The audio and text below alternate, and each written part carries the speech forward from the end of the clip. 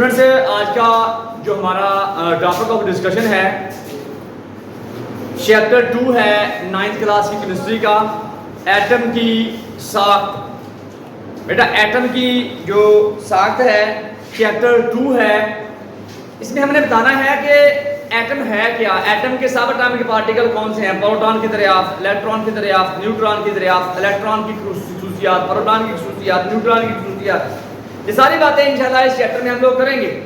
तो आज हम आपको स्टार्टिंग से लेके चलते हैं कि एटम जो मादा देखते हैं आप लोग, हर वो चीज़ जो वजन रखती है, जगह घेरती है, उसको मादा बोलते हैं। आप देखते हैं कि एलिमेंट्स जो है ना, मादा एलिमेंट से मिलकर बना हुआ होता है।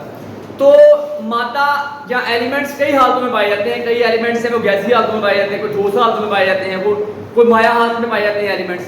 सारे ये एलिमेंट्स इतनी ज़्यादा हालतों में क्यों पाए जाते हैं तो सारा मादा ही, कोई ठोस में है, कोई माया में है, कोई गैस में है, क्यों? सवाल क्यों के ऊपर उठता है आके कि एलिमेंट इतनी ज्यादा हालतों में क्यों पाए जाते हैं।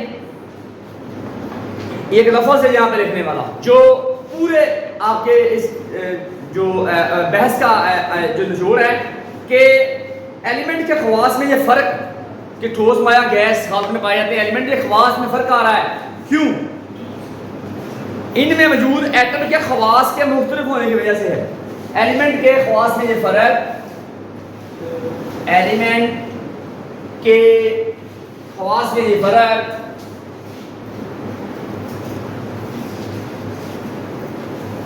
क्यों है? कोई ठोस में है, कोई माया में है, गैस में, क्यों फर्क है ये वाला? इनमें मौजूद एटम की, इनमें मौजूद एटम्स की, एटम के खवास के मुख्तलिफ होने की वजह से, एटम के खवास के मुख्तलिफ होने की वजह से है। क्या बात समझ में आई है कि एलिमेंट्स बेटा जो है उनके खवास में ये जो फर्क है वो इनमें मौजूद एटम के खवास में जो फर्क है उसकी बुनियाद के ऊपर है कि एलिमेंट के एटम के खवास में जो फर्क आता है, उन खवास की फर्क की वजह से बेटा हम कहते हैं कोई चीज ठोस है, कोई माया है, कोई गैस है। तो अगली बात है, अक्सर एटम की साख्त का जो नजरिया है वो उसकी तरफ बढ़ते हैं। डेमोक्रेटस एक बंदा था, यूनानी फिलासफर, यूनान का फिलासफर था एक, डेमोक्रेटस। बेटा डेमोक्रेटस ने एटम का लफ्ज सबसे पहले मुतारफ करवाया था। ये सबसे पहले एक यूनानी फिलासफर था, डेमोक्रेटस था, उसने सबसे पहले लफ्ज एटम मुतारफ करवाया था। तो एटम जो है ये आटम, टम, आ मैना नाट, टम मैना काटना, टू कट, कि ऐसा मादे का छोटे से छोटा जरा जिसको हम काट नहीं सकते, जिसको मजीद तोड़ नहीं सकते। ये बातें पुरानी थी, आज एटम को तोड़ा भी जा सकता है। एटम के अंदर क्या कुछ पाया था हर हमें बात का पता है। मादे का वो छोटे से छोटा जरा, मादे का वो छोटे से छोटा जरा जिसको तकसीम नहीं किया जा सकता, नहीं किया जा सकता। ये डेमोक्रेटस ने कहा था कि एटम ये होता है, लेकिन आज के दौर में ऐसी बात नहीं है। आज एटम को तोड़ा जा सकता है, आज की साइंस के नजरिए में एटम को बेटा तोड़ा जा सकता है। कहता है कि मादा जो है, ये डेमोक्रेटस का ज़हन था कि मादा जो है एक ही किस्म के छोटे छोटे पार्टिकल से मिलकर बना हुआ है, कि हर किस्म का मादा, खवा ठोस है, खवा माया है, खवा गैस है, वो एक ही तरह के पार्टिकल से मिलकर बना हुआ है। हर तरह का मादा, हर तरह का मादा एक ही तरह के पार्टिकल से मिलकर बना हुआ है। ये डेमोक्रेटस के ख्यालात थे। इन पार्टिकल को उसने एटम्स का नाम दिया था, डेमोक्रेटस साहब ने। वो पुरानी बातें स्टार्ट की, कहता है इनको तकसीम नहीं किया जा सकता, किसी एलिमेंट के तमाम एटम एक तरह के होते हैं, तोड़ा नहीं जा सकता। और ये उसकी बातें थी। 18वीं सदी के आसपास एक अंग्रेज साइंसदान आया, डाल्टन, जॉन डाल्टन। 18वीं सदी के जॉन डाल्टन ने अपनी एटमी थ्योरी पेश की। इसने कहा कि मादा जो है वो एटम्स पर मुश्तमिल होता है, मादा में एटम मौजूद होते हैं, या मादा एटम्स पर मुश्तमिल होता है। किसी एक तरह के एलिमेंट के तमाम एटम एक तरह के होते हैं, ये बात उसने कही थी। एक एलिमेंट के तमाम एटम्स एक तरह के होते हैं, ये बात डाल्टन ने कही थी। लेकिन बात उसकी गलत साबित हुई बाद में कि एक एलिमेंट के तमाम एटम एक तरह के नहीं होते, एक एलिमेंट के तमाम एटम दूसरे से मिलते हैं। एटम्स आपस में मिलकर कंपाउंड बनाते हैं, और एटम को तोड़ा नहीं जा सकता।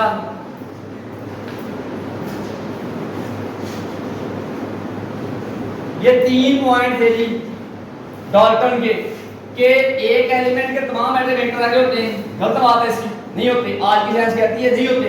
आइसोटोप का खबर आ गया बेटा, उसने साबित कर दिया कि एक तरह के एटम एक तरह के तमाम एटम नहीं होते, एटम आपस में मिलके कंपाउंड बनाते हैं। बात ठीक है, बिल्कुल वैलिड बात है। होता है केमिकल बॉन्डिंग, इसमें इसके नतीजे में आई है केमिकल बॉन्डिंग, उसका खबर निकला है आज की साइंस में। एटम को तोड़ा नहीं जा सकता, ये बात भी उसकी गलत है। एटम को तोड़ा जा सकता है, ये बातें बेटा सही सामने नजर आ रही है कि एटम को तोड़ सकते हैं हम लोग। प्रोटॉन, इलेक्ट्रॉन, न्यूट्रॉन कहां से आए हैं? जब हमने एटम को तोड़ा तब भी आए ना, पहले हमारे पास नहीं थे। जॉन डाल्टन की थ्योरी के 2 पॉइंट गलत हो गए, एक पॉइंट जो है वो ठीक हो गया उसका। तो जॉन डाल्टन की थ्योरी जो के अंदर से हमें एक पॉइंट वैलिड मिला है केमिकल बॉन्डिंग का। ये आपकी बुक में बड़ा प्यारा लंबा चौड़ा लिखा हुआ है, लेकिन ये पॉइंटों में लिखने तो आपका बेहतर हो जाएगा मामला। 19वीं सदी के आखिर में साइंसदानों के ग्रुप्स ने इस बात की कोशिश शुरू कर दी कि कम प्रेशर के ऊपर गैस में से उसमें बिजली गुजारने के बारे में बातें स्टार्ट कर दी 19वीं सदी के आखिर में। बेटा 19वीं सदी के आखिर में गैस में से कम प्रेशर पर बिजली गुजारने के तजर्बात शुरू कर दिए।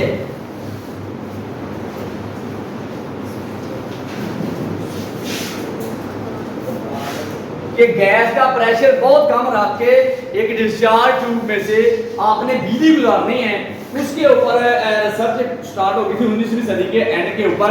सर विलियम क्रुक्स ने 1887-86 के अंदर की बात है भाई। इनको बोलते हैं डिस्चार्ज ट्यूब के तजर्बात। डिस्चार्ज ट्यूब के तजर्बात। बेटा एक डिस्चार्ज ट्यूब के अंदर बहुत कम प्रेशर के ऊपर जब बिजली गुजारी जाती है तो मुख्तलिफ तरह के खसूसियात जो हैं वो सामने नजर आती हैं एलिमेंट्स के, एटम्स के पार्टिकल्स की। उनको उसने आगे हम बताएंगे कि प्रोटॉन की खसूसियात कौन सी हैं, इलेक्ट्रॉन की कौन सी हैं, न्यूट्रॉन की कौन सी हैं, तो वो बात करते हैं। साइंसदानों ने ये महसूस किया कि एटम मादे के सबसे छोटे पार्टिकल नहीं है, उनको तोड़ा भी जा सकता है। ये डिस्चार्ज ट्यूब के तजर्बात से ये बात साबित हुई है कि एटम तोड़ा जा सकता है। जब तोड़ेंगे तो अंदर से प्रोटॉन निकलेगा ना, न्यूट्रॉन निकलेगा ना।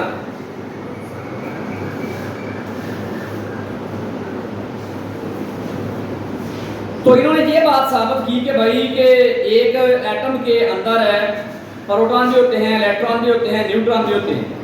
ये बातें साबित हुई हैं कि भाई प्रोटॉन भी हैं एक एटम के अंदर, मंफी चार्ज वाले पार्टिकल, वो इलेक्ट्रॉन है, प्रोटॉन जो है वो मुस्बत चार्ज वाले हैं, मुस्बत चार्ज वाले, और न्यूट्रॉन पार्टिकल भी हैं जिन्हें हम लोगों ने कहा हुआ है न्यूट्रॉन। और जो प्रोटॉन है, ये ऑब्जेक्टिव में सवाल आपको आएगा, प्रोटॉन जो है बेटा इलेक्ट्रॉन की निस्बत से 1836 गुना भारी हैं। ये सारे प्रोटॉन जो हैं ये ऑब्जेक्टिव के सारे पॉइंट है बेटा। प्रोटॉन 1836 गुना भारी है, किससे? इलेक्ट्रॉन से।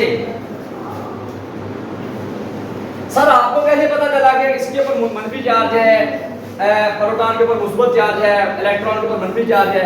ये मंफी मुस्बत चार्ज का जो आपके सामने जो तस्वर आया है, ये कहां से आया है? ये आपको ऑब्जेक्टिव में सवाल पूछेगा वो बंदा। डिस्चार्ज ट्यूब में पार्टिकल की मौजूदगी इस बात से अखज़ की गई है कि डिस्चार्ज ट्यूब में इलेक्ट्रिक फील्ड की मौजूदगी से इलेक्ट्रॉन्स के ऊपर मुस्बत चार्ज, मंफी चार्ज, प्रोटॉन के ऊपर मुस्बत चार्ज, किसके जरिए? इलेक्ट्रिक फील्ड के जरिए। बेटा इलेक्ट्रिक फील्ड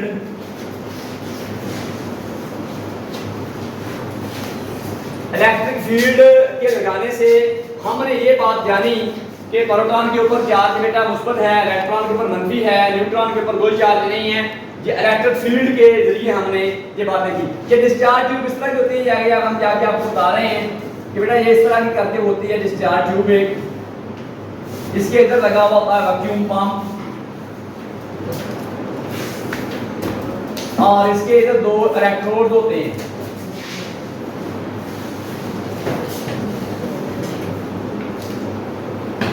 एक के ऊपर मुस्बत चार्ज है, एक के ऊपर मंफी चार्ज है।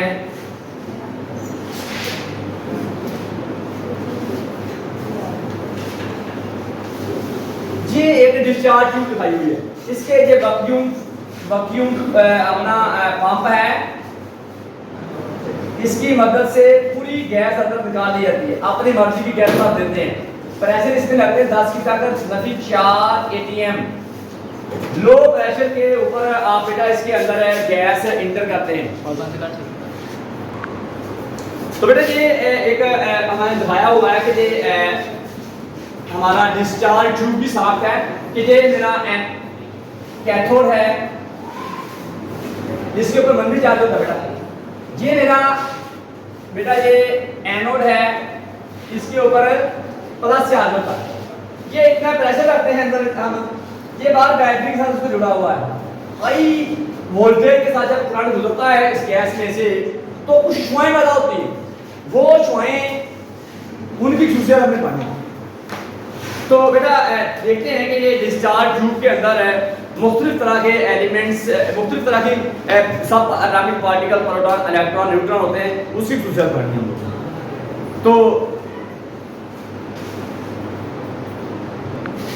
तो बेटा ये एटम की जो साख्त के अंदर इलेक्ट्रॉन की दरियाफ्त है, उसकी तरफ बढ़ते हैं कि इलेक्ट्रॉन किस तरह दरियाफ्त हुआ था।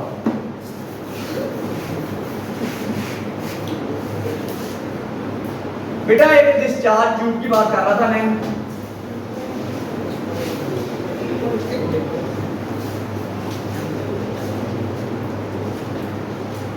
तो बेटा डिस्चार्ज ट्यूब के अंदर एक हमने वैक्यूम पंप लगाया, जिसकी मदद से इसे के अंदर बेटा अपनी मर्जी की हमने गैस डाली है। 2 इलेक्ट्रोड होते बेटा इसके अंदर,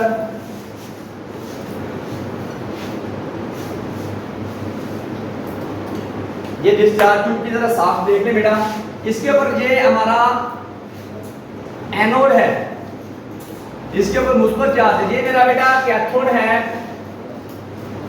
इसके ऊपर मनफी चार्ज है।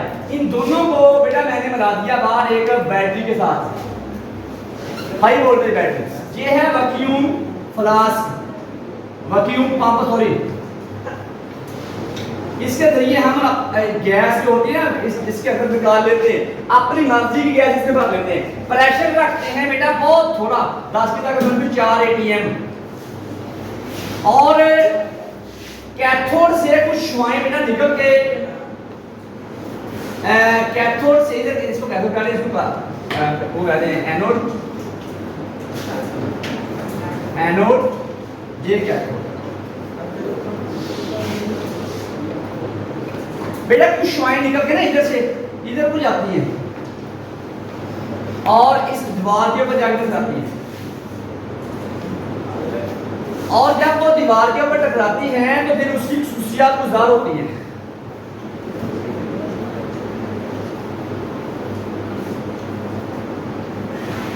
ये बेटा जो शुआएं हैं ना, ये कहां से निकलती हैं? कैथोड से निकलती हैं। एक बात, डिस्चार्ज ट्यूब शीशे की बनी हुई है और एक ऐसी ट्यूब है जिसमें दो तरह के इलेक्ट्रोड होते हैं, एक हमारा एनोड है और एक हमारा कैथोड है। दो बेटा इलेक्ट्रोड है, वो उसकी साथ मैंने आपको बता दी है। शीशे की ये वाली है, शीशे की बनी हुई बेटा फ्लास्क के ये डिस्चार्ज ट्यूब है।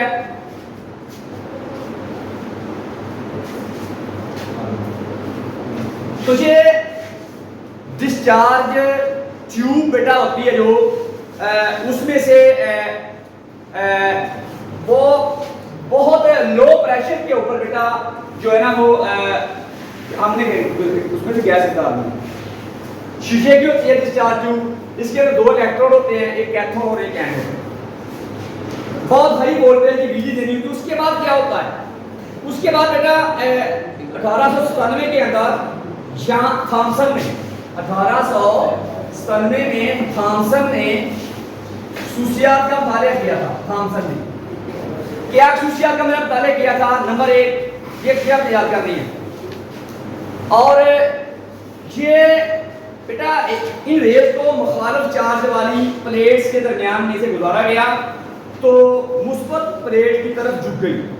तो इधर आपने प्लेट्स लगा दी 2, एक इलेक्ट्रिक फील्ड लगाया, इधर प्लस चार्ज वाली प्लेट लगा दी, इधर मनफी वाली। ये शुआएं मुस्बत की तरफ झुक गई, इनका साबित हो गया इन पर चार्ज मनफी है। एक बात। दूसरी बात, नंबर 2, मैग्नेटिक फील्ड में से जब थॉमसन ने कैथोड रेस को मैग्नेटिक फील्ड में से गुजारा तो ये इस पे मनफी चार्ज साबित हुआ। तो कैथोड रेस की एक निस्बत कीमत भी मालूम थी, E/m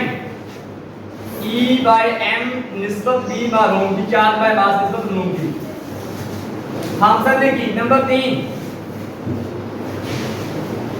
कैथोड रेस असल में कोई शुआएं नहीं है बल्कि ये मादे के पार्टिकल हैं। इसके बाद इसको कहा कि भाई ये हमारे इलेक्ट्रॉन्स हैं। तो साहब जी बेटा ये क्या बात की थी कि इलेक्ट्रॉन के ऊपर चार्ज मनफी। Number 2 sir E/m value Thomson. Number 3 sir इसके ऊपर चार्ज मनफी, E/m वैल्यू होगी इसकी। और सर ये डिस्चार्ज ट्यूब के ऊपर जब लगते हैं जाके तो इससे रोशनी पैदा होती है। जब यहाँ पर टकराएंगे ना, डिस्चार्ज ट्यूब के ऊपर टकराएंगे तो इसके ऊपर चार्ज कौन सा आएगा? मनफी चार्ज है, साया बने, रोशनी पैदा होती है। डिस्चार्ज ट्यूब की सतह से टकराने पर रोशनी पैदा होगी।